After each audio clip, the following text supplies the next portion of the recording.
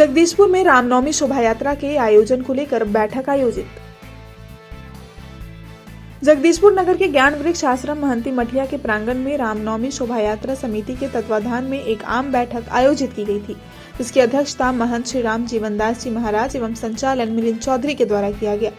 बैठक में आगामी 10 अप्रैल को जगदीशपुर में रामनवमी शोभा यात्रा में आयोजन से संबंधित विभिन्न विषय बिंदुओं पर आपसी चर्चा की गई।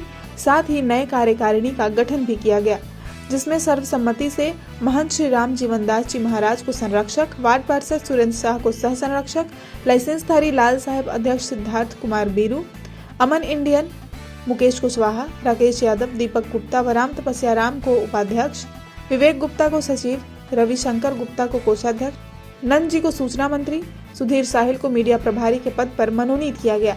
वहीं शोभा यात्रा के मार्गदर्शन मंडल में सत्यदेव जी, संजय पासवान, सुनील कुमार पंडा, सुदामा पांडे, राजेंद्र प्रसाद, प्रोफेसर महावीर प्रसाद, मिलिंद चौधरी, आदित्य कुमार, अरुण सिंह, मिथिलेश कुशवाहा, राजू मिश्रा का नाम चयन किया गया।